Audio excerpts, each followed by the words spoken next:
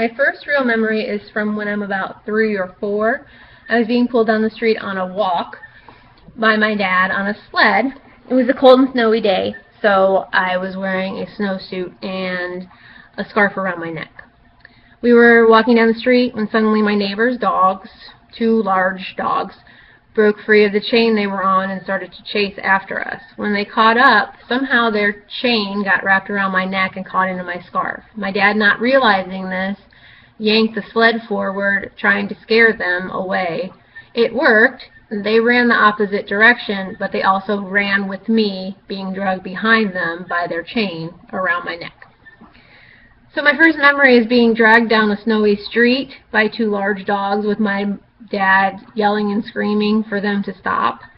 When he finally caught up, he untangled me and comforted me, and then gave the neighbors an earful about keeping their dogs away from everyone. That was my dad, James Shaw. He was a protector, a provider, and a silent comforter for my whole life. He would protect his children from the sidelines of life without us even knowing it most of the time. He was a man of few words, but was able to show his love for his children in his many acts of kindness. Although he was never able to receive a formal education, he provided for a family of 6 without a single complaint.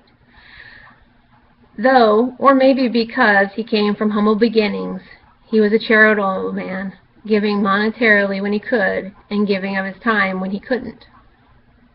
First, I'd like to tell you a little about his background, and set the stage for the man he become, if you will.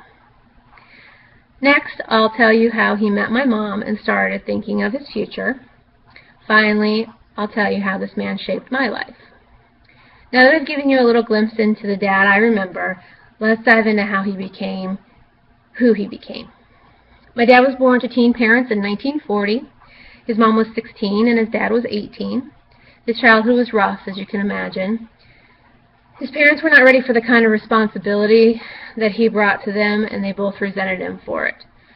The family was very poor, and because of the out-of-wedlock teen pregnancy, their families would not help them. The families forced them to marry and provide for themselves with no help from them.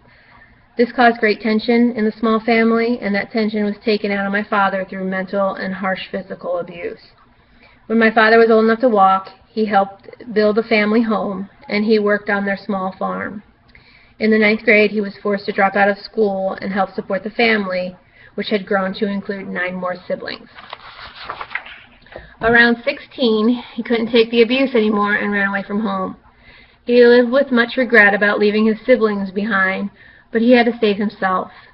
He hitchhiked all the way from South Pittsburgh, Pennsylvania, to Cleveland, Ohio. This is where I'd like to tell you how he became a husband and a father. He was taken in by his aunt, but it was not a permanent home. His aunt had a family of her own and couldn't allow him to stay for long. He needed a plan.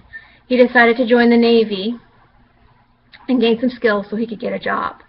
He joined up and went to boot camp. When he came back to his aunt's for a visit, he met a young girl who just happened to live across the street from his aunt.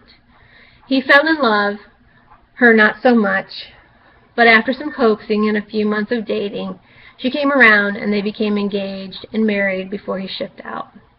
This was the beginning of my family. When he finished his time in the Navy, the newlyweds settled into a cozy apartment and started a family. My brother was born in 1962. My oldest sister followed in 1966. After she was born, they bought a small house. This was huge for my dad. He never had anything that was just his that he had paid for. After the move, along came another baby girl in 1970, and then finally me in 1977. Now that you know some backstory, let me tell you why and how my father is an inspiration to me. Although he was a quiet man that rarely said, "I love you," out loud, even to my mom, you knew that he did. He would show it every day in the little things that he did. I was a sick child, and he would give up his lunch hour. He worked 12-hour night shifts 5 days a week to come home and check on me. He would set aside days to take me places, once a year to a carnival in town, once a year to a fall festival and to an apple orchard to pick apples. He was a man of loving actions. He donated a portion of every paycheck to the local homeless shelter, and he adopted a family every Christmas and provided them with a meal and gifts.